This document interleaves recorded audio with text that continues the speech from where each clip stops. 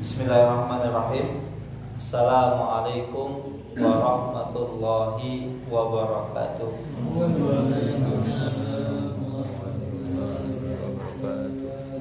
Bismillahirrahmanirrahim. Wassalatu wassalam ala Rasulillah wa ala alihi wa sahbihi wa man tabi'ahum bi ihsanin ila yaumiddin, amma ba'du. Allahumma sahli sadri wa yassir li amri wahlul 'uqdatam min lisani yafqahu qawli. Allahumma inna nas'aluka ilman nafi'an wa rizqan thayyiban wa amalan mutaqabbalan. Allahumma alimna ma yanfa'una wa zidna ilman wal huda wat tuqa was salaha ya rabbal alamin. Bapak Ibu yang dirahmati Allah Subhanahu wa taala, alhamdulillah summa alhamdulillah, segala puji hanya milik Allah Rabb semesta alam. Salawat dan salam tak lupa kita curahkan, kita haturkan kepada suri tauladan kita Nabi Agung Muhammad sallallahu alaihi wasallam. Bapak Ibu yang dirahmati Allah Subhanahu wa taala, di bawah guyuran hujan ini alhamdulillah Allah masih mengumpulkan kita di Masjid Miftahul Jannah, yang insya Allah salah satu tempat yang diberkahi oleh Allah Subhanahu wa ta'ala. Pada malam hari ini Bapak Ibu sekalian, kita akan melanjutkan pembahasan pada kitab Ahadisul Akhlaq yang ditulis oleh Fadilatul Syekh Profesor Dr. Abdul Razak bin Abdul Muhsin Al-Badr hafizahumullah ta'ala. Pada pertemuan sebelumnya sempat kita bahas tentang perkara berbakti kepada kedua orang tua. Dan pada malam hari ini insya Allah kita masuk pembahasan baru, yaitu tentang silatul arham. Silatul arham, atau biasa kita sebut dengan silaturahim. Silaturahim apa silaturahmi? Nah, nanti insya Allah ada pembahasannya. Kalau di masyarakat kita kadang silaturahim, kadang silaturahmi. Nah, nanti yang benar apa? Bapak Ibu dirahmati Allah Subhanahu wa taala, sejatinya agama Islam ini adalah agama yang menganjurkan kepada setiap pemeluknya untuk menepati janji. Karena agama Islam ini adalah agama yang bersih, agama yang cinta perdamaian, agama yang menginginkan satu dengan yang lain itu saling terikat dengan sebuah hubungan. Bahkan agama Islam ini juga senantiasa menganjurkan seseorang untuk selalu berbuat baik dan melayani orang lain dengan sebaik-baik pelayanan. Allah Subhanahu wa taala berfirman, "Wa ahsinu innallaha yuhibbul muhsinin." Dan kamu berbuat baiklah, sesungguhnya Allah Subhanahu wa taala menyukai orang-orang yang berbuat baik. Artinya apa? Orang yang berbuat baik senantiasa Allah Subhanahu wa taala cintai. Dan ketika seorang hamba Allah cintai, maka insya Allah kehidupan hamba tersebut akan enak, mudah dalam segala lini kehidupan, tentunya biidnillahi ta'ala. Nah, salah satu Bapak Ibu yang dirahmati Allah Subhanahu wa taala, salah satu contoh berbuat baik kepada orang lain yang mana hal tersebut dianjurkan oleh Rasulullah SAW. Bahkan Rasulullah SAW senantiasa memotivasi setiap umatnya, para sahabatnya, umat-umatnya, yaitu adalah silatul arham, yaitu menyambung hubungan persaudaraan. Dan menyambung persaudaraan ini termasuk dalam kategori sebaik-baik amalan dan sebaik-baik adab seseorang kepada orang lain. yang mana Allah Subhanahu wa taala menempatkan kedudukan silaturahim ini memiliki kedudukan yang tinggi. Bahkan Allah Subhanahu wa taala menggandengkan seseorang yang berbuat silaturahim dengan kewajiban untuk bertakwa kepada Allah Subhanahu wa taala. Ya ayyuhan nasu taqu rabbakumul ladzi khalaqakum min nafsin wahidah. Ini adalah ayat yang sering dibaca biasanya ketika khutbah hajah. Tapi sini sering kalau khutbah Jumat dengan menggunakan khutbah hajah, Bapak Ibu sekalian. Jadi ya ayyuhan nasu taqu rabbakumul ladzi ya ayyuhan nasu taqu rabbakumul ladzi khalaqakum min nafsin wahidah. Ya ayyuhan nasu taqu ya ayyuhalladzina amanu taqullaha haqqa tuqatih wa la tamutunna illa wa antum muslimun. Mungkin boten wonten ya. Kalau saya enggak. Karena biasanya kalau pakai khutbah hajah masyarakat kita ini terlalu kesuwen. Karena khutbah hajah itu panjang. Makanya yang penting rukun-rukun khutbah Jumat itu yang penting terpenuhi. Kalau saya dulu awalnya saya ketika khutbah pakai khutbah hajah pasti, karena salah satu sunnah. Tapi di masyarakat kita, ketika kita jujur di masyarakat ini memang perlu trik biar orang itu nggak bosan dengar khutbah Jumat. Makanya kalau saya khutbah Jumat itu saya waktu. Saya lihat jam 15 menit, selesai nggak selesai, selesai saya. Kalau belum selesai ya harus diselesaikan. Karena masalah kita 15 menit itu hanya petahnya. Nah, ini selingan. Jadi ini Allah Subhanahu wa taala menganjurkan, wahai orang-orang yang beriman, hendaklah kalian bertakwa kepada Allah, yang mana Allah Subhanahu wa taala menciptakan kalian dari min nafsin wahidah, dari satu sumber. Siapa itu? Nabi Adam dan Hawa. Wa khalaqa minha zawjaha wa batha minhuma rijalan katsiran wa nisaa. Dan setelahnya dari Nabi Adam dan Hawa ini Allah Subhanahu wa taala memasang-masangkan kalian. Kemudian Allah Subhanahu wa taala menjadikan menyebar laki-laki dan perempuan di seluruh penjuru dunia. Wattaqullaha alladzi tasaaluna bihi wal arham, dan bertakwalah engkau kepada Allah Subhanahu wa taala dan engkau memperhatikan hubungan kekerabatanmu.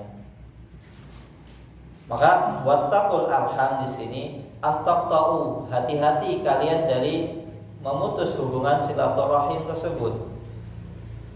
Maka seseorang dianjurkan untuk senantiasa berbuat baik kepada kerabatnya.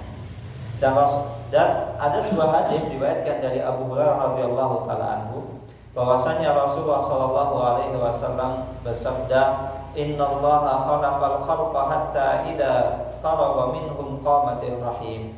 Sesungguhnya Allah Subhanahu wa taala menciptakan seluruh makhluk sampai ketika Allah Subhanahu wa taala selesai menciptakan makhluk tersebut, qamatir rahim, maka berdirilah rahim. Rahim niku artinipun adalah kerabat. Faqalat, maka rahim ini, kerabat ini berdiri mengatakan, hada maqamul ahidi minal qati'ah. Ya Allah, apakah ini tempat berlindung dari orang-orang yang suka memutuskan hubungan kekeluargaannya? Qala na'am, ya. Allah Subhanahu wa taala menjawab, ya. Ama tarbaina an asila man wasalaki wa aqta'a man qata'aki. Qalat bala, qala fadzalika laki. Maka wahai kerabat, wahai hubungan kekerabatan, apakah engkau suka jika seandainya aku menyambung orang yang mau menyambung hubungan kekerabatan? Wa aqta'u man qata'aki, dan aku akan memutus orang yang tidak mau menyambung hubungan kekerabatan. Qalat bala, ya tentu ya Allah Subhanahu wa taala.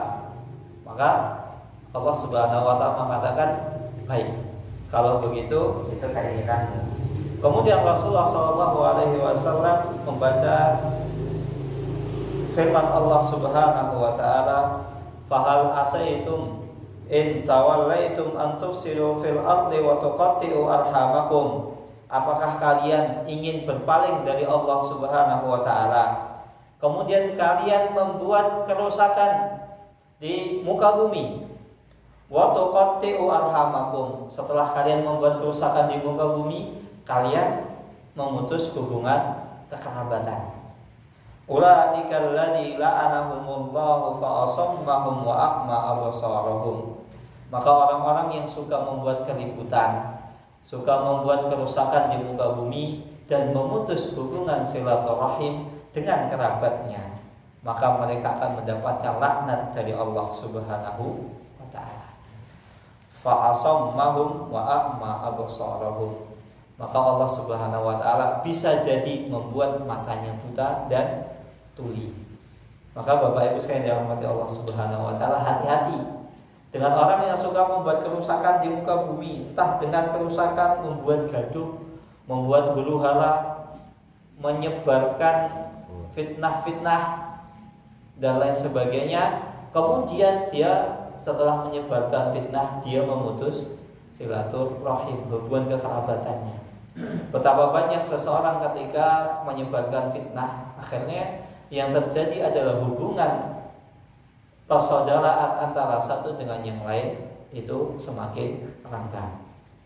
Nah, Bapak Ibu yang dirahmati Allah Subhanahu wa taala, maka dari tadi disebut dengan kita sebut dengan rahim. Rahim niku sejatine pun apa? Artinya rahim itu apa sebenarnya? Syekh Abdul Razak menjelaskan, ar-rahimuhum kullu man tajma'uka bihim qarabatan min jihatil abi au min jihatil Maka yang dikatakan rahim, silaturahim, menyambung kekerabatan adalah siapapun itu yang mana hubungan darahmu dengan dia itu tersambung, baik dari jalur bapak ataupun jalur ibu. Faqullu man tajma'uka bihim qarabatan min hataini jihataini wa hum min dawil arham.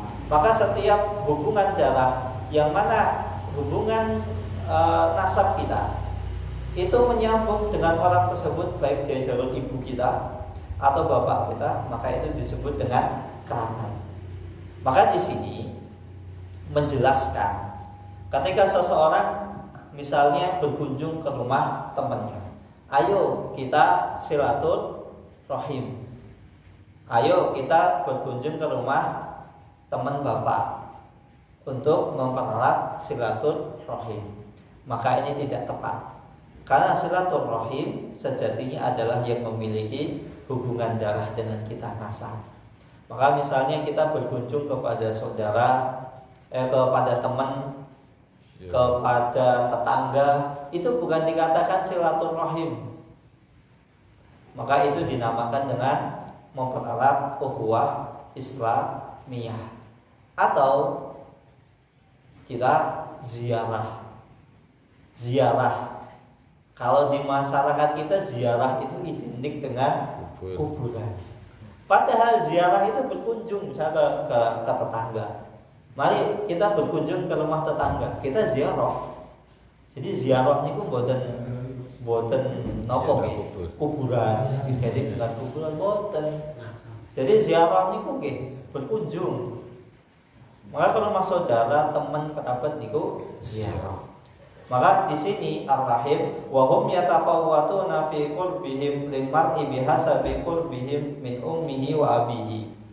Maka hubungan kekerabatan ini yatafawwatun, itu bertingkat-tingkat. Ada seseorang yang mana dia dengan kita itu dihubungkan kekerabatannya bukan cuma dari satu jalur, bukan dari cuma bapak kita. Bahkan terkadang ada hubungan kekerabatan seseorang itu dihubungkan dengan kita dari dua jalur langsung, dari bapak dan ibu. Mungkin betul? Mungkin. Karena misalnya bisa jadi bapak dan ibu kita ini ternyata sepupu. Nikahi sepupu itu boleh loh. Nikahi sepupu itu boleh, asal nggak masalah. Jadi misalnya anak kita nikah dengan siapa? Anaknya kakak atau anaknya adik, keponakan kita, itu boleh. Maka ketika Idul Fitri itu hati-hati, dianggap semua saudara terus salaman, nggak boleh itu, hati-hati. Karena sejatinya seseorang salaman dengan non mahram itu dosa. Bahkan dosanya itu seakan-akan kepala kita ini ditusuk dengan paku, jarum, hati-hati. Apalagi kalau ternyata sepupu kita ini ternyata orangnya cantik, wah, hati-hati. Biasanya ini dijadikan aja, diajak mumpung sedulur. Kan masalah kita yang penting sedulur. Aku mau sedulur, padahal bukan mahram. Awalnya enggak, bukan mahram. Habis lihat tuh ternyata cantik. Hati-hati itu. Maka tidak boleh. Maka hubungan kekerabatan ini bertingkat-tingkat. Seseorang bisa dihubungkan dengan orang lain melalui dua jalur, atau biasanya ternyata ketemu di jalur kakek atau nenek kita. Karena kan di sini jalur bapak dan ibu itu maksudnya ada jalurnya ke atas. Misal ibu kita ke atas, ibu kita berarti kakek kita dan nenek kita di jalur ibu. Begitu juga dengan kakek bapak. Jadi bapak kan bapaknya bapak berarti kakek, bapaknya bapak kita. Napa niku? Berarti bapaknya kakek kita. Ini buyut sampai atas. Maka hubungan kekerabatan ini bisa bertingkat-tingkat. Nah, bagaimana cara seseorang menyambung silaturahim tersebut? Wa takunu silatuhum bis salami wat tawassul. Maka menyambung silaturahmi ini bisa dengan cara mengucapkan salam. Apalagi zaman sekarang itu banyak media. WA, Assalamualaikum Pak D, telepon kabari. Sudah, itu silaturahim. Zaman dulu susah. Pak D kita di Jakarta, kita di Jogja. Kalau nggak ketemu ya nggak bisa ngucapin salam. Atau misalnya tetangga Pak D kita pas pulang ke Jogja, nanti kalau balik ke Jakarta tolong titip salam buat Pak D.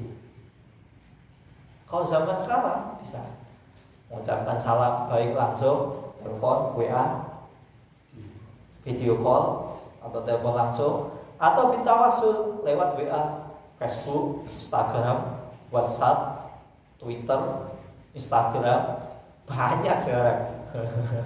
Zoom. Biasanya ketika Idul Fitri karena nggak bisa kumpul, kita nge-zoom. Nah, itu tawasul. Tawasul itu artinya termasuk juga silaturahim.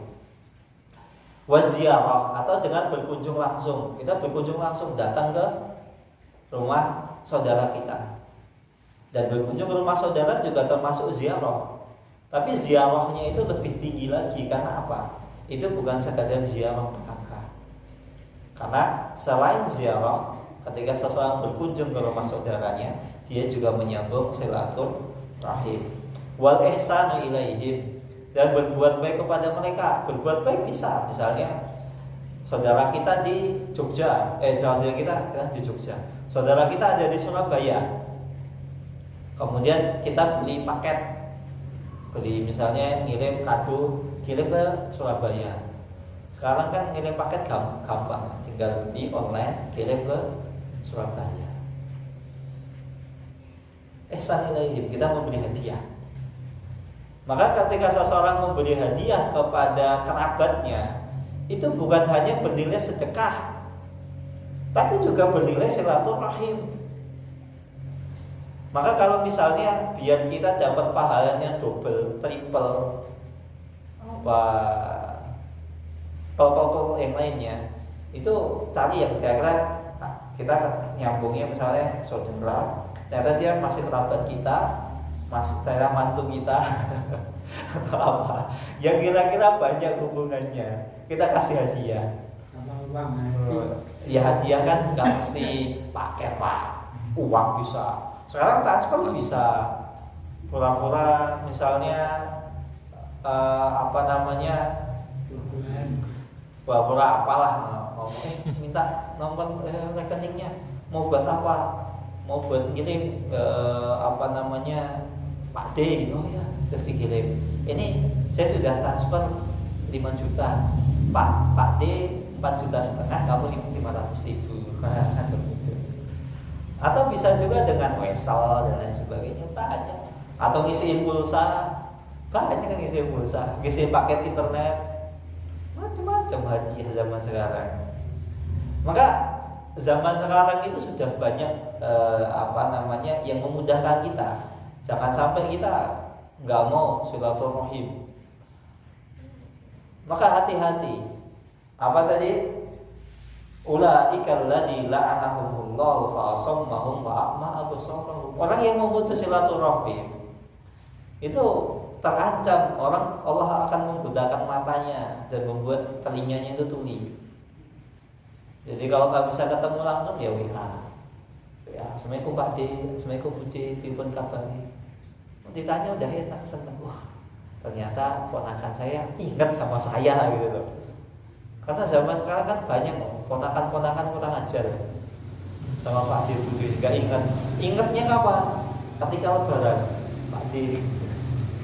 Selain itu nggak pernah nyapa, nggak pernah WA, nggak pernah video call. Ingatnya ketika lebaran.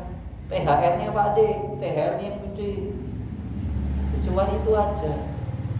Maka jangan sampai kita ingat kepada kerabat kita ya ketika ada maunya saja. Atau misalnya nggak pernah nyapa, nggak pernah hubungan, sekalinya nyapa ternyata golek utangan. Kan banyak.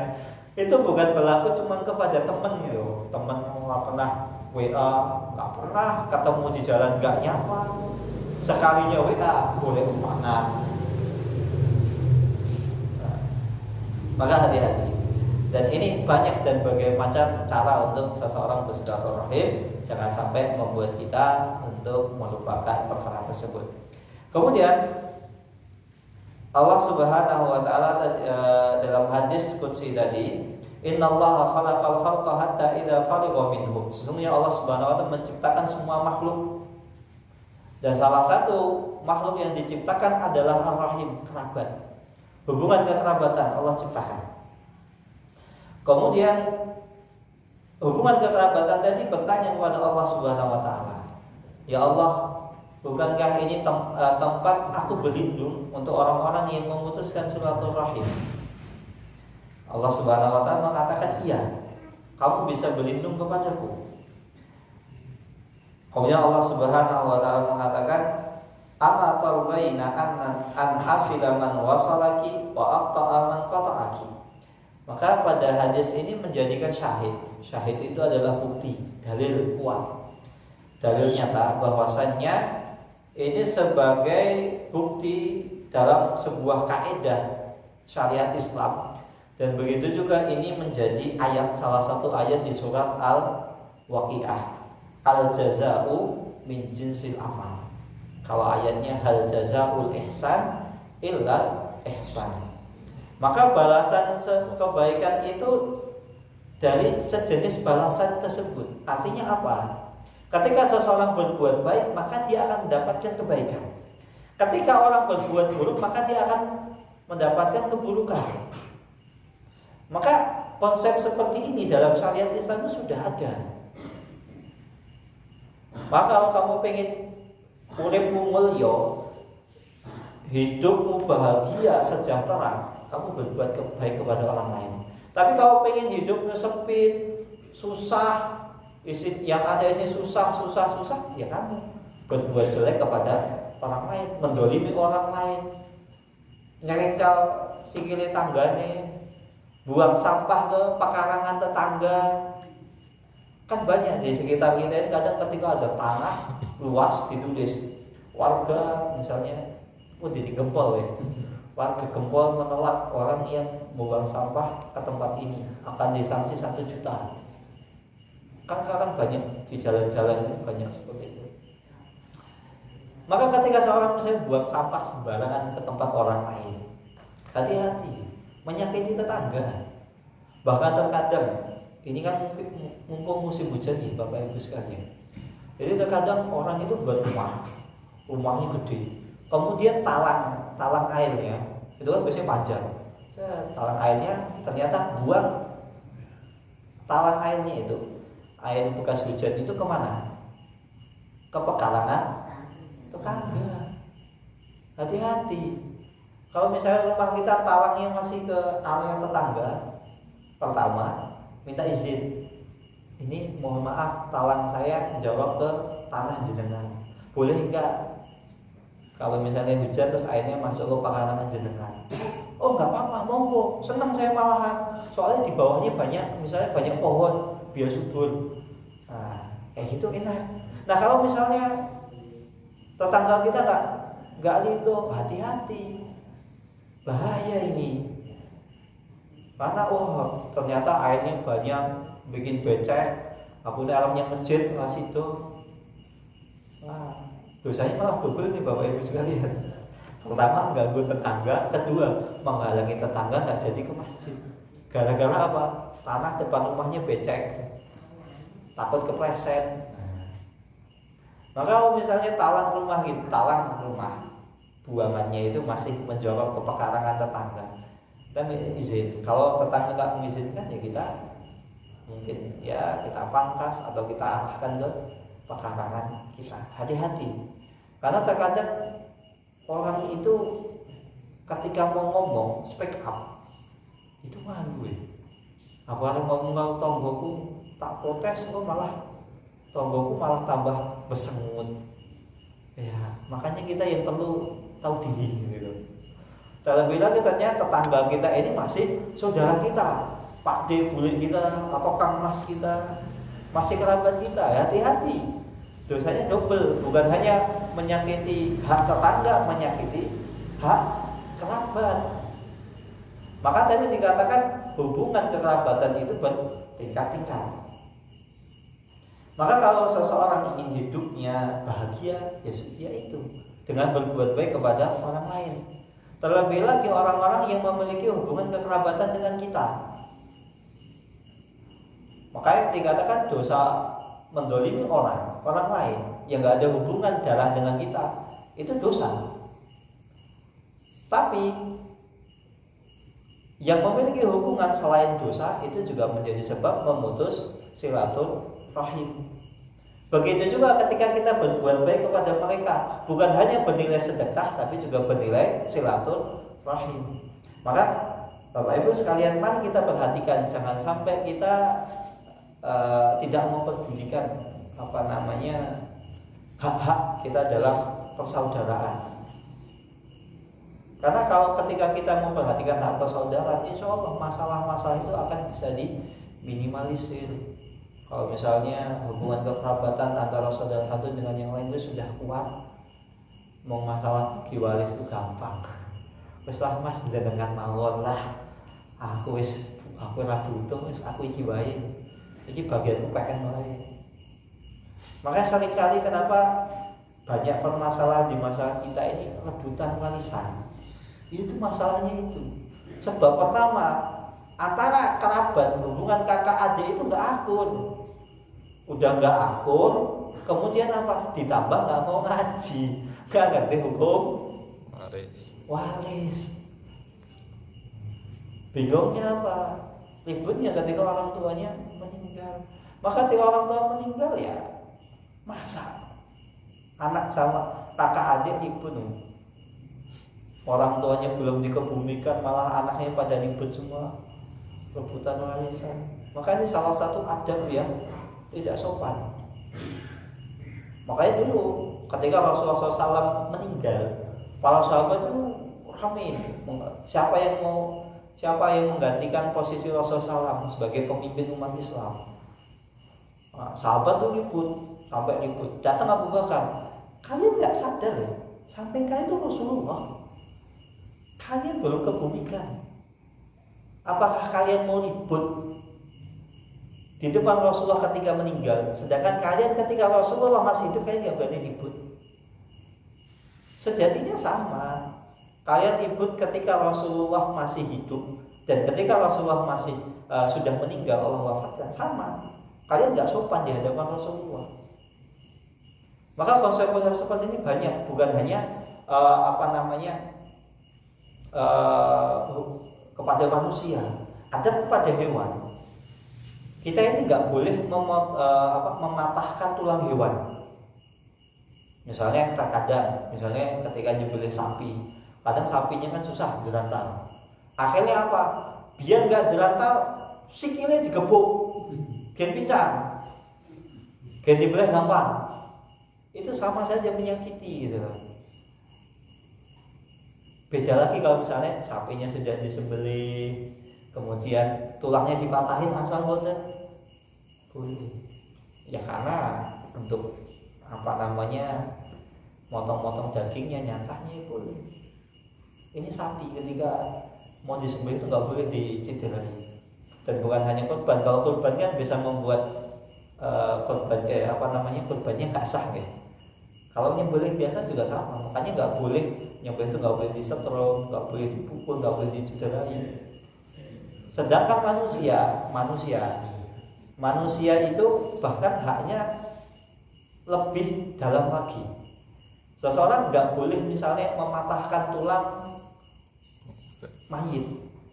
Kan terkadang ketika mandikan mayit itu kadang susah. Akhirnya sebagian itu langsung mandi, banting sana banting. Sama saja kamu menyakitin dia sebagaimana ketika dia masih hidup. Maka hati-hati seseorang yang memutus hubungan silaturahim. Nah, saya dari tadi mengatakan dengan silaturahim. Di masa kita seringnya dengan silaturahmi. Silaturahmi itu lebih cenderung ke hubungan seperti bukan saudara, yang nggak ada hubungan darah. Silaturahim itu kan menyambung kasih sayang, sehingga menyambung kasih sayang itu bisa ke semuanya, ke teman. Sedangkan silaturahim itu hanya ke kerabat. Maka orang yang silaturahim masuk di dalamnya silaturahmi. Tapi orang yang silaturahmi belum tentu masuk di dalamnya silaturahim. Karena silaturahim ini kerabat yang ada hubungan darah dengan kita. Maka pada ayat yang saya baca tadi, ulaika alladziina la'anahumullahu fa asammahum wa a'ma absarahum. Al-Hafidz Ibnu Katsir, beliau bermadzhab Syafi'i, salah seorang ahli tafsir sekaligus imam dalam sejarah sirah. Beliau mengatakan hal ini menunjukkan bahwasannya seseorang yang merusak di muka bumi itu dosanya sangat besar secara umum, dan lebih dikhususkan bagi orang-orang yang memutus hubungan silaturahim, sehingga Allah Subhanahu wa taala memerintahkan kepada setiap manusia untuk senantiasa berbuat baik dan menyambung kekeluargaannya, hubungan kekeluargaannya, berbuat baik kepada kerabat, fil maqal wal af'al wa badul amwal, yaitu dengan cara berbuat baik dalam ucapan, lisan, jangan menyakiti saudara, kerabat kita, baik lisan, perbuatan, dan juga berbuat baik dengan cara badul amwal, yaitu membeli pinjaman, memberi hadiah, sedekah, ngutangi kerabat sendiri. Maka kalau misalnya ada kerabat kita utang sama kita, ditagih susah, ikhlaskan saja. Kata apa? Ya, kita selain sedekah, kita juga menyambung silaturahim. Itu yang pertama. Yang kedua, seseorang yang memberi utang kepada orang lain, memberi utang teman saja, itu dinilai setiap hari kita berbuat baik. Apalagi ketika dia kerabat kita, maka dihitung setiap hari kita silaturahim kepada dia. Daripada ditagih wangel, malah tambah ngegas, ya sudah. ikhlaskan saja. Ya walaupun ikhlas itu susah gitu. Tapi daripada nggak ikhlas malah bikin apa? Mangkel lah ya, keras ya udahlah. Ikhlaskan saja. Dan rahim ini diambil dari kata salah satu asmaul husna Allah Subhanahu wa taala. Ar-Rahimu mu'allaqatun bil arsi taqulu man wasalani wasalahullah wa man qata'ani qata'ahullah. Kasih sayang itu tergantung dari arsy Allah Subhanahu wa taala, singgasana Allah Subhanahu wa taala. Dan Allah Subhanahu wa taala pernah berfirman dalam hadis qudsi, qala Allah ana ar-Rahman wa hiya ar-Rahim, syaqaqtu laha isman min ismi, man wasalaha wasaltuhu wa man qata'aha batantu. Dan ini hadis-hadis ini menjadi penguat hadis-hadis yang pertama tadi. Ini bukan hanya satu atau dua hadis saja, ada banyak hadis. Salah satunya utamanya adalah rahim, kasih sayang itu sifat kasih sayang itu tergantung di singgasana Allah Subhanahu wa taala. Sehingga ketika seseorang berbuat baik, menyambung silaturahim, maka Allah Subhanahu wa taala akan menyambung dia. Artinya Allah akan memudahkan hidup dia. Barang siapa yang memotong silaturahim, Allah Subhanahu wa taala akan memotong dia, baik rezekinya, kemudian urusannya dan lain sebagainya, kehidupannya Allah persulit, banyak macam-macam. Dan yang kedua, Ar-Rahim, rahim ini diambil dari kata Ar-Rahman. Maka seseorang dilarang menamakan anaknya misalnya dengan Rahman. Misalnya ada orang namanya Rahman, Pak Rahman, nggak boleh. Maka karena Rahman ini kekhususan Allah Subhanahu wa taala, seseorang tidak boleh menamakan anaknya dengan Rahman, kecuali dengan kata Abdul Rahman atau Amatul Rahman untuk perempuan. Maka ketika misalnya kita punya teman namanya Abdul Rahman, manggilnya jangan Rahman, tapi lengkap Abdul Rahman.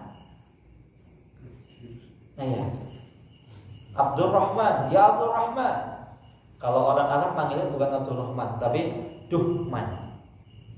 Itu singkatan. Duhman. Duhman itu Abduhu Ar-Rahman, hambanya Allah Subhanahu wa taala. Maka orang Arab begitu. Karena Abdul Rahman kadang susah disingkat Duhman. Kita lebih parah, Dul. Nah itu nggak boleh. Hati-hati. Rahman itu adalah nama Allah, sehingga seseorang dilarang untuk menamakan anaknya dengan kata Rahman. Wallahu ta'ala alam bisawab. Monggo kalau ada pertanyaan. Masih ada 5 menit. Berkaitan dengan tadi mematahkan tulang itu kan saya menyaksikan di YouTube itu kok ada yang Ustaz menyampaikan bahwa untuk akikoh itu nggak boleh mematahkan tulang. Terus apakah hal tersebut ada dalilnya? Untuk akikoh nggak boleh mematahkan tulang. Tulangnya dipatah. Maksudnya bebas. Jadi ketika kan nggak boleh dicacah itu. Terus dibagi-bagikan itu udah mati. Ya kalau misalnya daging nggak gitu. dicacah, mau dapat daging dari mana? Sisanya kan banyak kalau nggak dicacah. Nah, jadi dia itu nyebutnya bolehnya cuma pas dagingnya. Dagingnya tidak tepat. Kecuali kalau misalnya kita misalnya nyembelih hewan tersebut itu dengan bukan cara syar'i, itu nggak boleh. Tapi kalau misalnya kita sudah sembelih sesuai aturan syariat, kemudian tulangnya kita patahin boleh. Kita tulangnya patahin boleh. Katanya itu berpengaruh pada anaknya. Nanti kalau mau saya itu cuma khurafat itu Pak. Biasanya masakan kita itu banyak khurafatnya. Kayak contohnya, kalau misalnya anak perempuan duduk di depan pintu rumah, jodohnya angel. Ya hubungan pintu sama jodoh itu apa gitu loh. Terus kemudian misalnya kalau istrinya itu hamil, suaminya misalnya ketika mau mandi, handuknya dikalungin, dibelitkan di lehernya. Nanti anaknya kepalanya apa? Terlilit usus. Lah hubungannya apa? Handuk di sini. Namun tadi sekedar nih, handuk di sini ya, di leher suaminya. bayinya temen hubungannya opo lho. Kecuali kalau misalnya ibunya nggak boleh ngalungin handuk di leher, itu mungkin gitu, mungkin karena apa? Karena petet akhirnya susah nafas, bayinya mati. Masuk akal gitu. Kan makanya kadang kita ini nggak apa ya, khurafat di masyarakat kita ini nggak ada hubungannya gitu. Kayak contohnya, misalnya ada kuburan, nunjuk kuburan kayak gini nggak boleh, harus nomor di mut. Pernah kamu itu gimana? Saya tuh zaman saya SD itu masih gini. Saya waktu itu tuh nggak ngerti khurafat kayak ini, nggak ngerti gitu loh. Tatoyur kayak ini saya nggak ngerti. Soalnya saya jawab dengan polos. Lah hubungannya apa? Kuburan di sana, saya di sini. Kamu nggak kecelakaan? Nggak ada hubungannya. Saya waktu itu tetap ngeyel gitu, ya ngeyel. Tapi ini waktu itu saya nggak ngerti landasan dalilnya apa, cuma ngeyel gitu aja. Nggak apa-apa, nek kecelakaan jangan apa-apa. Waktu itu saya gitu. Ya alhamdulillah, saya selamat aja. Begitu juga. Banyak ya, harus ini. Kemudian apa lagi? Banyak di masyarakat kita ini. Banyak lah. Seperti ini nabrak kucing. Kalau kamu nabrak kucing, kemudian nggak segera dikuburkan, kamu nanti kualat. Kalau nabrak kucing, Bapak Ibu sekalian, perlu kita rinci. Pertama, ketika kita nabrak kucing itu sengaja, dosa. Bukankah orang yang berdosa maka dia hidupnya akan sengsara? Maka misalnya nabrak kucing sengaja atau menyakiti hewan sengaja, kemudian hidupnya sengsara, ya wajar gitu loh. Tapi namanya orang naik motor nggak sengaja, tiba-tiba kucing lewat atau ayam lewat, langsung tengah jedil, ya sudah, ya namanya nggak sengaja kok, ya nggak dosa, nggak kualat insya Allah. Itu ya ini khurafat di sekeliling kita gitu. Tapi namanya ketika nabrak kucing, ya masa mau ditoke jalan, ya nanti jadi bangkai batang mengganggu orang lain. Ya kita ambil, kita kuburkan.